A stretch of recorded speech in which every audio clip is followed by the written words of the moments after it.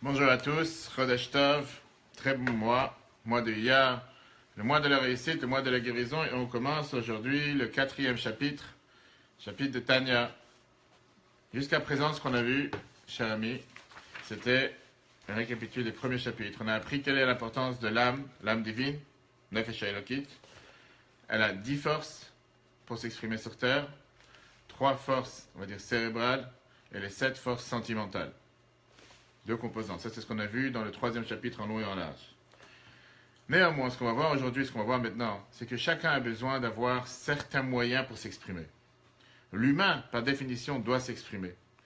Alors aujourd'hui, on a tous les moyens technologiques qui existent sur Terre, qui donnent la possibilité à la personne de pouvoir s'exprimer, de pouvoir communiquer.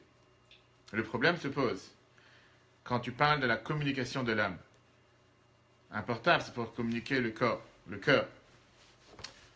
Mais comment tu fais pour communiquer avec ton âme? Et c'est ce qu'on va voir aujourd'hui. Les 3 moyens que Dieu a donnés à chacun d'entre nous pour pouvoir s'exprimer se définissent par la pensée, la parole et l'action. Et la Noah Zakem va nous expliquer très largement la manière, comment Dieu il a fait en sorte qu'on puisse s'exprimer. Il les définit en un seul mot, les habits. Même si dans la vie de tous les jours, dans la vie quotidienne, on considère que les habits ne font pas l'homme ou la personne avec qui il est habillé. D'ailleurs, c'est le thème du cours de la semaine prochaine sur la vidéo hebdo, avec les habits du Cohen, pourquoi il devait changer d'habit quand il était dans le temple, dans les saints desseins, etc. Mais là, on revient à ce qui s'est passé avec chacun d'entre nous quand on est sorti sur Terre. Quand un enfant apparaît sur Terre, la première seconde, une fois qu'il sort du ventre de ses mères, tout le monde attend les larmes, les cris, les pleurs de l'enfant. Et si jamais l'enfant ne pleure pas tout de suite, il y a quelque chose qui ne va pas. En d'autres mots, qu'est-ce que l'enfant est en train de faire? Il est en train de s'exprimer. Tu aurais pu très bien laisser la souffrance à l'intérieur de toi-même. Mais il a un besoin d'exprimer cette souffrance et la sortir, la faire jaillir par la pleure. Et ça, c'est l'histoire de la vie de chacun d'entre nous.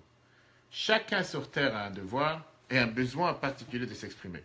Pas seulement de s'exprimer, de partager avec un autre. Imagine-toi quelqu'un qui est enfermé dans une chambre 24 heures sur 24, 7 jours sur 7, 365 jours à l'année toute sa vie. Il n'y a pas personne avec qui parler. C'est un besoin tellement puissant que c'est la raison pour laquelle, dans la société dans laquelle on vit, on met des moyens technologiques énormes et puissants pour donner la possibilité aux gens de pouvoir s'exprimer. Que ce soit des réseaux sociaux, des réseaux d'ordinateurs, des networks, sans fin. Tous les moyens sont bons pour que la personne puisse s'exprimer. Alors, on continue à découvrir l'âme, à découvrir l'être, ça c'est dans le Tanya. Et là, on va voir quels sont les moyens que Dieu a donnés à l'humain pour pouvoir s'exprimer. Et une fois que tu sais quels sont les moyens par lesquels tu t'exprimes, tu peux comprendre comment les canaliser, comment les téléguider, comment les mettre en application et surtout comment les commander. Comment faire en sorte d'utiliser tel habit pour tel habit? Quand tu regardes ton garde-robe, alors je ne sais pas si chez nous les hommes on a un garde-robe aussi importante que certaines personnes, où ils doivent hésiter 10 minutes, un quart d'heure avant de s'habiller pour savoir si le blanc va avec le rose, si le vert va avec le jaune, si le violet va avec le... Bref. Et après, si c'est une tenue de soirée, ou si c'est une tenue de cours, ou si c'est une tenue de conférence, va savoir. Tellement compliqué. Mais quand on parle de l'âme, c'est exactement la même chose. Sauf que c'est beaucoup plus simple. 3 habits différents, numéro 1. Numéro 2, ce qu'on verra dans le prochain cours, la deuxième partie du chapitre 4. Quelle différence et comment faire exprimer son cerveau et comment exprimer ses sentiments. Et on verra comment parfois on a un conflit. Des fois, tu as quelqu'un qui est habillé avec, je ne sais pas, on va dire du violet et du orange. Aucune idée. Et quelqu'un qui dit, mais ça colle pas. On met pas ça ensemble. Donc, comme ça, tu as décidé. Violet et orange, pas ensemble. Des fois, tu as un habit que tu veux utiliser pour le cerveau et un habit que tu veux utiliser pour les sentiments. Et ça colle pas, ça marche pas ensemble.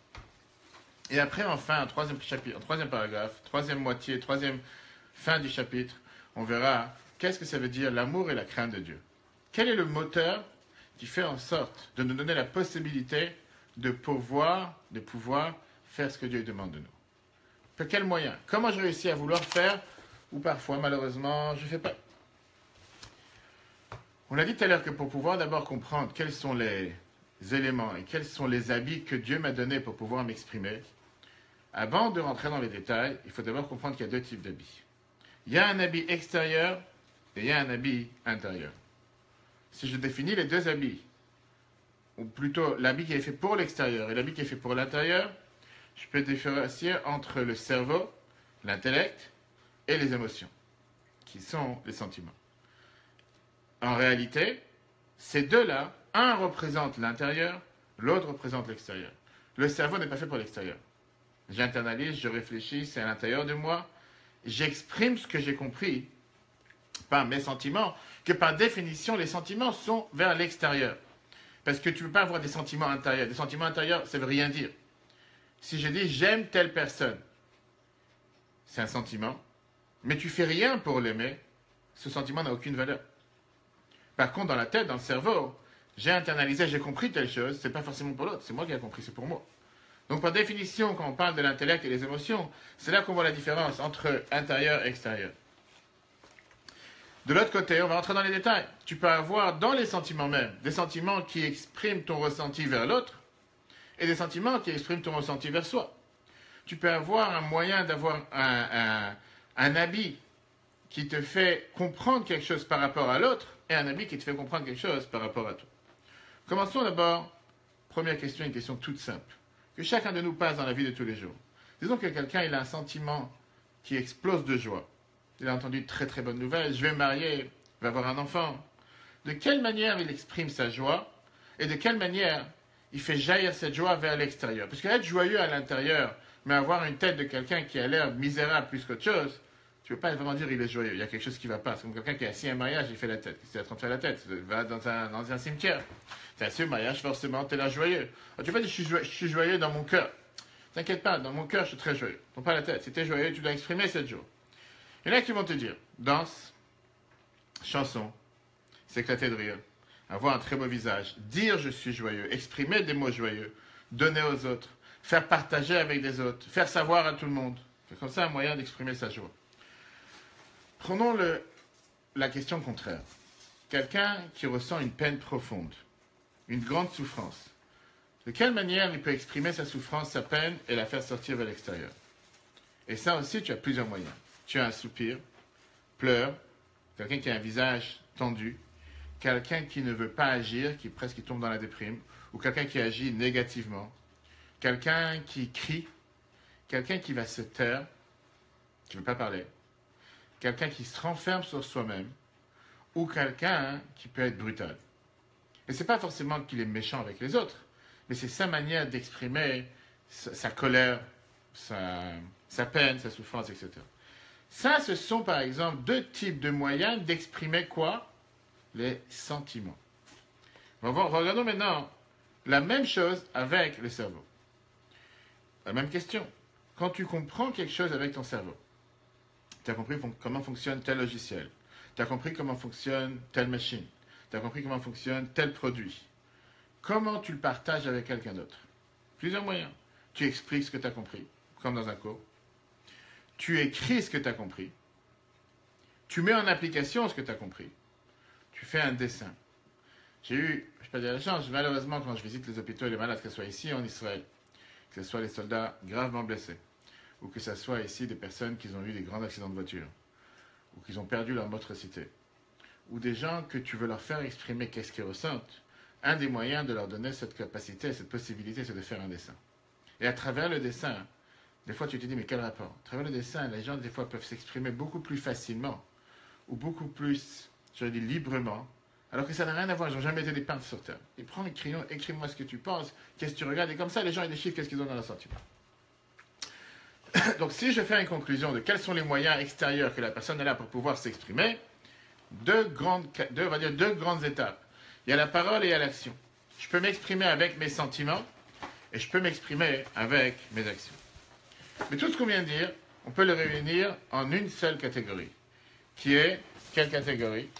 La catégorie qui est les expressions vers l'extérieur. Qu'est-ce que ça veut dire les expressions vers l'extérieur? J'exprime ce que je ressens, j'exprime ce que j'ai compris par la parole et par l'action.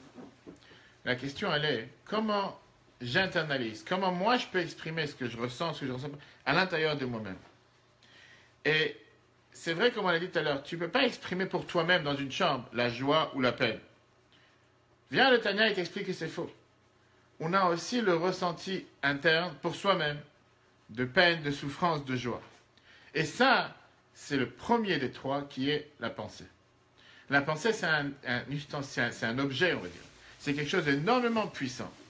C'est le réseau social humain le plus complexe qui donne la possibilité à l'humain d'analyser, de comprendre, de mettre en application et de ressentir pour la personne. Puisque tu penses entre toi-même, tu ne penses pas avec les autres.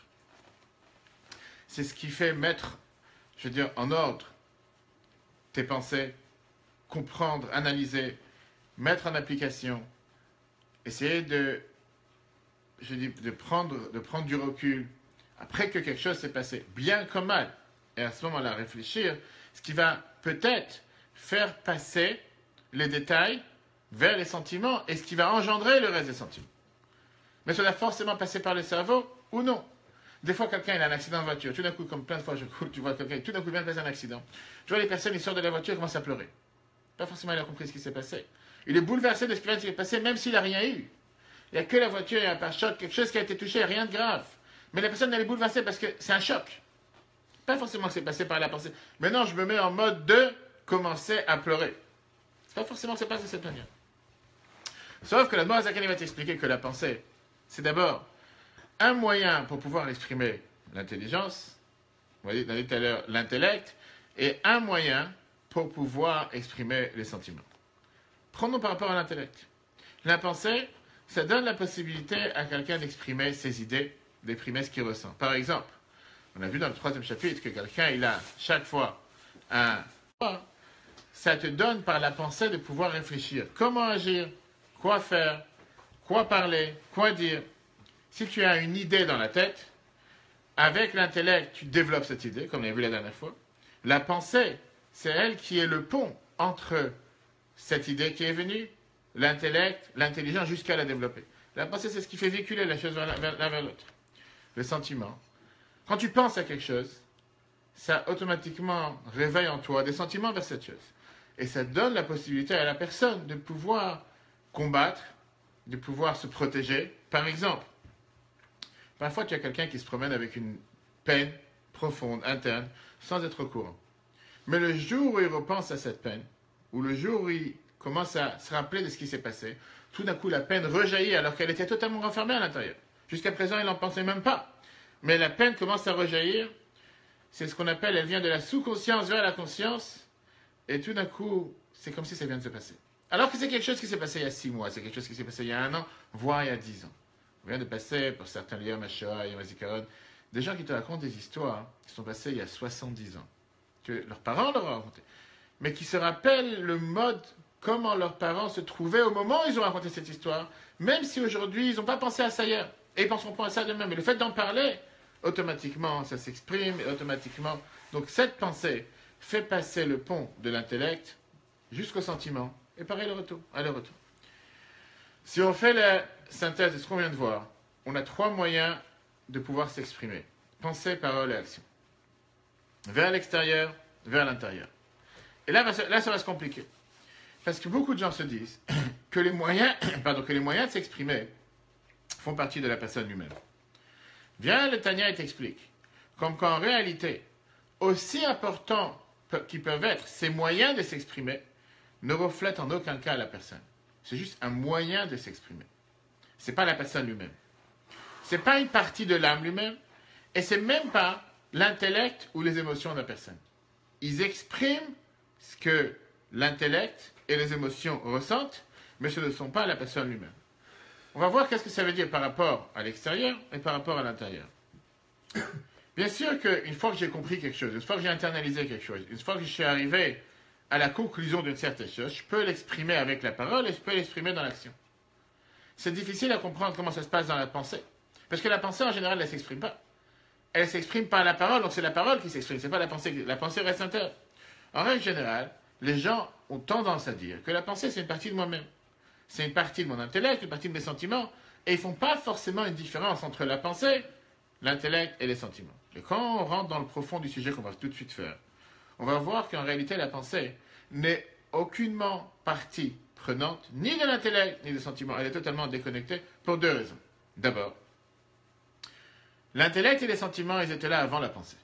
Comme j'ai dit tout à l'heure, tu viens d'avoir un choc, la pensée n'était pas encore là. Tu es en train de penser à un film, en train de penser à une musique que tu es en train d'entendre. Tu es en train de penser à un cours que tu es en train d'entendre. Tu n'étais pas en train de penser à un choc qui vient de se passer.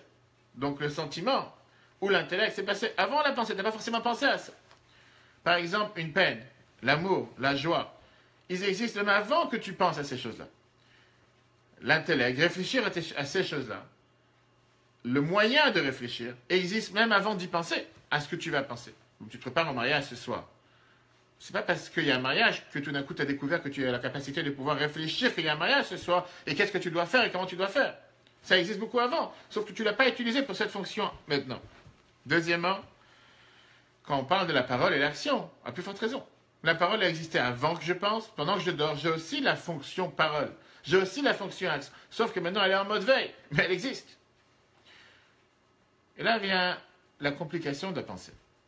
Autant la Torah te dit que la pensée agit toujours, autant la Torah te dit qu'il n'y a pas un instant sur 24 heures que la pensée ne fonctionne pas. Et de là la raison pourquoi l'importance de remplir sa pensée tout le temps avec des bonnes pensées, des bonnes paroles, être autour des choses constructives. Parce que si tu ne penses pas et tu ne remplis pas ta pensée avec des choses constructives, par la force des choses, elle va être remplie avec des pensées, ce qu'on appelle dans le langage de la chassidoute, vides. C'est pas forcément que tu penses à des bêtises, mais des pensées qui n'ont rien d'intéressant, rien de bien. De l'autre côté, la pensée pas forcément exprime ton intellect et tes sentiments. Tu peux penser une chose et dire autre chose. Tu peux penser à une chose et exprimer tes sentiments différemment. Et on va tout de suite voir ce que ça veut dire. Prenons une simple question, un simple débat par rapport aux sentiments. Quelqu'un, il se sent triste à l'intérieur. Est-ce qu'il peut agir en mode joie? Et est-ce qu'il peut dire je suis joyeux? Ou penser je suis joyeux? Si la personne à l'intérieur de lui-même il est triste, tu aurais pu dire que il doit forcément dire je suis triste, mettre une étiquette, monsieur triste, ou bien j'ai pas le droit d'être joyeux. Et la réponse elle est que dans la vie de tous les jours on se rend compte que c'est totalement faux. Tu peux avoir quelqu'un qui sourit, qui à la rigueur c'est un faux sourire. Et le contraire, tu peux avoir quelqu'un qui est triste et qui ne va pas montrer qu'il est triste. Ça va exploser à un moment, ça va exploser un jour, mais pas maintenant. Tu peux avoir quelqu'un qui est triste et générer un mode joie, se placer comme s'il est joyeux. Ça veut dire quoi qu'il va se placer comme s'il est joyeux? Il ne va pas faire soi-disant où il va essayer d'être faussé. Il sait que maintenant, je suis dans un moment, dans une situation, je dois être joyeux. Je ne peux pas penser maintenant à mes problèmes, je ne peux pas penser à ma souffrance. Je ne suis pas joyeux. Juste avant, j'ai eu une souffrance, juste après, j'ai un problème. Mais maintenant, je dois être joyeux. Je me mets en mode joyeux, mais à l'intérieur, je ne suis pas joyeux. Ou le contraire. Tu peux être quelqu'un qui est en mode joie, mais tout d'un coup, tu viens et tu lui dis, ah, il y a un problème. Tu es dans un mariage, tu es dans une simcha, tu es dans une joie, tout d'un coup, il y a quelqu'un qui vient de rentrer dans ta voiture. Tu ne vas pas tout d'un coup te dire, ah, je vais me mettre à pleurer. Ça te fait de la peine. Tu dis, bon, laisse tomber, je suis en plein mode joie, ça me fait triste et je continue. Je ne vais pas gâcher la soirée parce que quelqu'un est entré dans la voiture. Ça veut dire quoi? Que tu peux penser une chose et agir totalement au contraire. Ça veut dire que tu peux te mettre en mode joie, je vais danser, je vais chanter, etc. Et tu peux même dire, je vais commencer à chanter, je suis joyeux. Tu vas même te forcer à penser que tu es joyeux, mais ça va en aucun cas enlever ta souffrance et ta peine que tu as à l'intérieur. Ce qui veut dire, en deux mots, que les habits, les moyens d'expression que nous avons, pas tout le temps expriment notre sentiment. Bien au contraire. Parlons maintenant de l'intellect. Et là, on va voir que c'est impossible. Est-ce que quelqu'un peut écrire 1 plus 1 égale 3? Est-ce que quelqu'un peut dire 1 plus 1 égale 3? Est-ce que quelqu'un peut penser 1 plus 1 égale 3? La réponse à ces trois questions, elle est oui. Je peux écrire 1 plus 1 égale 3. Je peux dire 1 plus 1 égale 3. Je peux penser qu'un plus 1 égale 3. Mais est-ce que je peux comprendre que 1 plus 1 égale 3? Non. Tu peux te dire oui, j'ai compris. Tu n'as pas compris, ça n'existe pas. C'est-à-dire que tu peux même te forcer à penser d'une manière que 1 plus 1 égale 3. Voilà, je suis en train de te dire que 1 plus 1 égale 3. Mais comprendre logiquement que 1 plus 1 égale 3, tu ne veux pas le comprendre. Pourquoi? Parce que la logique comprend différemment. Ça veut dire quoi? Que mes moyens d'expression, pensée, parole et acte, peuvent agir, penser, parler d'une manière qui n'est pas la réalité, alors que mon intellect ne comprend pas et ne va pas internaliser, ne va pas intérioriser ce fait qui est totalement contraire à la réalité. Mais je peux le dire, mais ce n'est pas forcément ce que je veux penser. Conclusion par rapport à ce qu'on vient de voir. Que les moyens d'expression que Dieu a donnés à l'humain ne font pas partie en aucun cas ni des sentiments, ni de l'intellect. Je peux sentir une chose, je peux comprendre une chose, mais ce n'est pas pour autant que je vais l'exprimer de certaine manière. Ça va exprimer forcément ce que je ressens et ce que j'ai compris, mais des fois, ça peut aussi faire totalement le contraire. Jusqu'à maintenant, ce qu'on vient d'expliquer comme introduction au début du chapitre 4, c'est que la pensée, la parole et l'acte sont des moyens d'expression. La Kabbale, la Chassidut, la mystique juive, nous appelle ça avec un seul mot qui s'appelle les habits, le vushim en hébreu. En hébreu moderne, Berg Yad Hanabi. Par ça que quelqu'un s'habille, il exprime ce qu'il est, en règle générale. Je suis boucher, j'ai un tablier de boucher. Je suis plombier, j'ai une combinaison de plombier. Je suis pompier, j'ai une combinaison de pompier, etc. Je suis un policier, j'ai un habit, un uniforme de policier, etc. Exactement la même chose. L'âme a ses habits. Et ça, ce sont appelés les habits de l'âme. Maintenant, la question qui est demandée, est-ce que les habits, forcément, expriment la personne qui les porte? Si moi, j'ai envie aujourd'hui de m'habiller avec un habit de policier, ça veut dire que je suis policier. Tu vas voir dans la rue, tu vas dire je suis policier. Pourquoi? Parce que j'ai un habit de policier. Tu vas pas penser un instant que j'ai mis cet habit, mais c'est pas moi. La norme est que si j'ai mis tel habit, je suis ça. Viens là-dedans, Azaken, et te dit qu'il y a deux côtés à cette question. D'un côté, les habits en général expriment la personne qui les habille. Et la manière comment tu t'habilles, c'est en général, ça montre qui tu es. Tu vas t'habiller avec costume, cravate, tu vas t'habiller quelque chose. On va dire, c'est quelqu'un qui, je sais pas, il est dans une société, il est dans un bureau, etc., etc. Et tu as beaucoup de gens qui perdent beaucoup d'argent et beaucoup de temps et beaucoup d'efforts à choisir un habit pour que l'habit va exactement être en fonction de qu'est-ce qu'est la personne. De l'autre côté, si je pose la question inverse, quel est le rôle d'un habit? Est-ce que le rôle d'un habit, c'est pour exprimer la personne? Ou bien le rôle de l'habit n'a rien à voir avec démontrer, quand tu demandes à l'habit pourquoi tu es fait, il n'est pas là pour démontrer qui est celui qui lui porte. Le premier rôle numéro 1 de l'habit, c'est pour couvrir la personne. On va dire, malheureusement, dans le monde et la période dans laquelle nous vivons, tu as certains habits qui ne sont pas là pour forcément couvrir une personne, et néanmoins les gens ils payent pour ça des fortunes. Ok, ça c'est une parenthèse. Tu peux très bien changer d'habit. Tu peux très bien, pas seulement changer d'habit, tu peux t'habiller avec des habits qui n'expriment pas réellement qui tu es. Tu peux t'habiller avec des habits qui sont plus grands que ta taille, plus serrés que toi, ce sera plus compliqué. Ou comme j'ai dit tout à l'heure, tu peux mettre des habits d'une fonction qui n'est pas la tienne. Mais pour rien, tu es un clown. Puisque tu as envie de décider un clown, non, tu t'es mis un habit de clown. Ça veut dire que tu es un clown? Pas forcément. Aujourd'hui, tu t'es habillé avec l'habit de clown.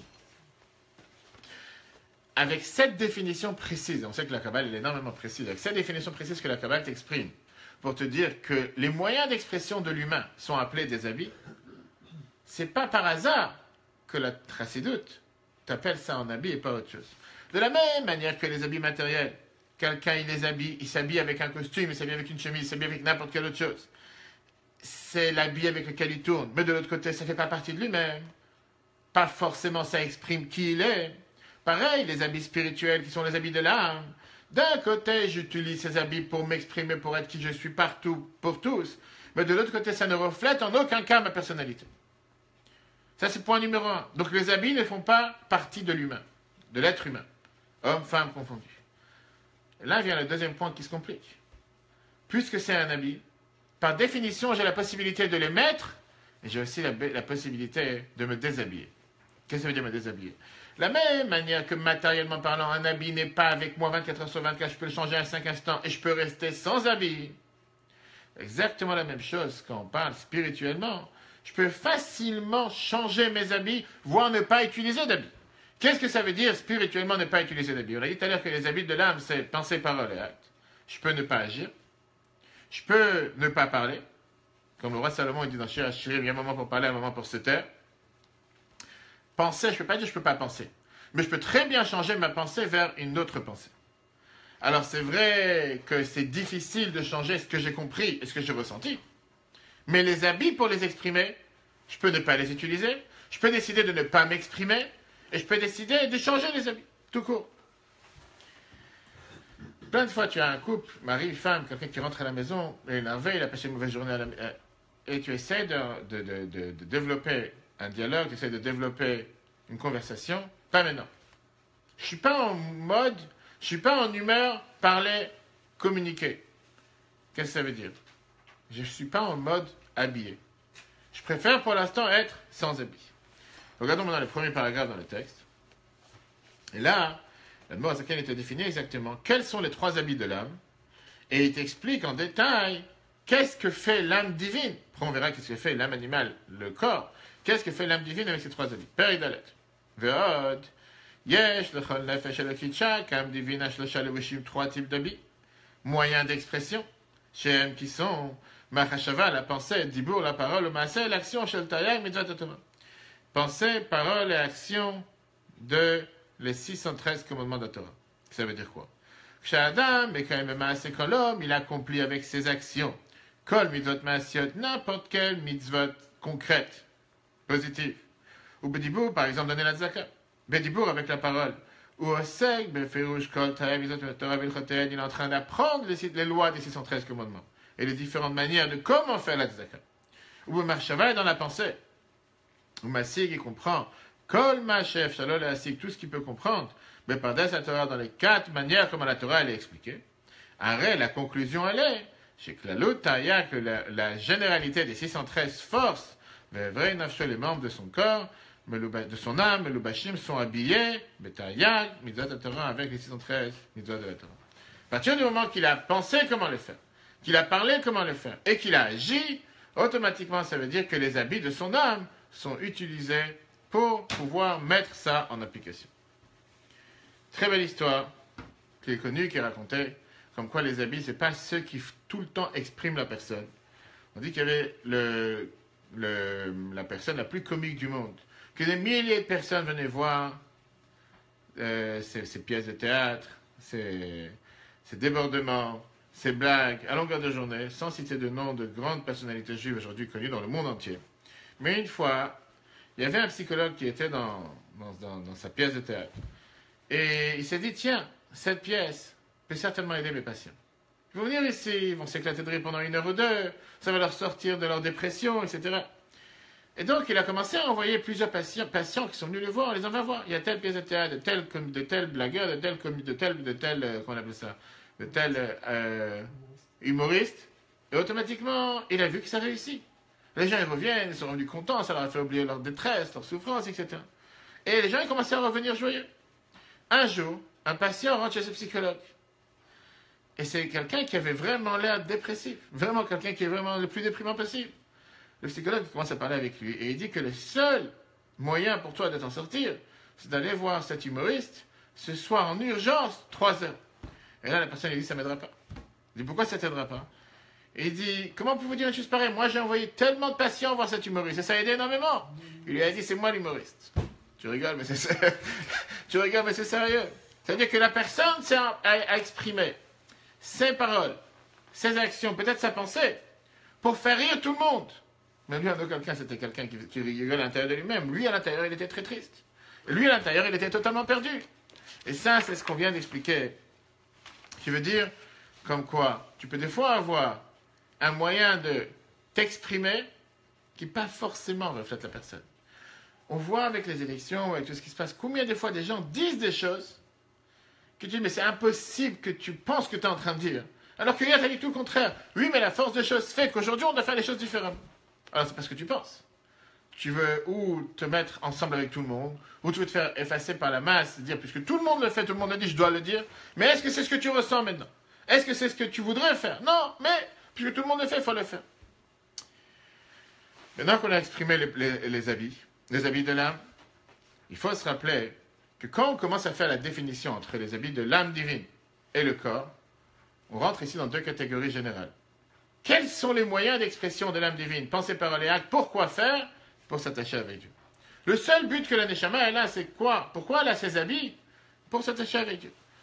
En 2 mots, qu'est-ce qu'elle va faire avec la pensée, la parole et l'acte? Grâce à ça, l'âme va faire ce que Dieu lui demande, Torah et Mitzvot. Par la pensée, elle va penser des paroles de Torah. Par la parole, elle va parler des paroles de Torah. Et par l'action, elle va faire ce que Dieu lui demande de nous. Quand on commence à rentrer dans les détails, on va voir qu'il y a des habits, des moyens d'expression pour l'intellect totalement différents des moyens d'expression de l'âme. Et quand on détaille ça encore plus, c'est ce qu'on va tout de suite faire, qu'est-ce qui reflète beaucoup plus la personne? Les moyens d'expression de l'intellect ou les moyens d'expression de ses émotions? Qu'est-ce que ça veut dire quelqu'un qui a des émotions? Ça n'existe pas quelqu'un qui n'a pas d'émotions, sauf que si la personne est tout seule, tu ne peux pas savoir s'il a des émotions. Contrairement quelqu'un peut être tout seul et peut avoir d'intellect. Et en règle générale, les gens qui réfléchissent énormément, pas forcément ils aiment bien être entourés d'autres personnes. Ils aiment être enfermés dans leur mur, fermés dans leur bureau, avec des montagnes de livres tout autour. Et quand tu tapes à la porte, tu les as dérangés dans quelque chose. Tu les as bouleversés, tu es en train de penser. Des émotions, tu peux rester dans ton coin, pleurer toute la journée, personne ne t'a vu, personne ne t'a entendu. Tu as pu peut-être t'exprimer toi-même, mais ce n'est pas forcément que c'est la manière, mais la meilleure manière comment exprimer ses émotions. Tu as envie de danser de joie. Tu étais tout seul en train de danser dans tes 4 murs.